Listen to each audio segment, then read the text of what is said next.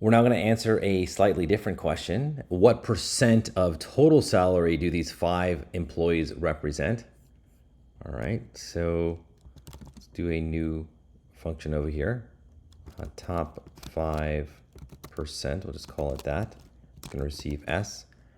So what percentage of the, okay, so we need to get those top 5 again. So S dot N largest, we're going to get those top 5 for that group.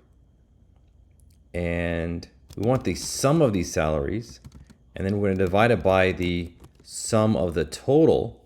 Right, so this is the total, this is the top 5 sum. So that'll give us the fraction. We really need to multiply by 100 over here to get the actual percentage.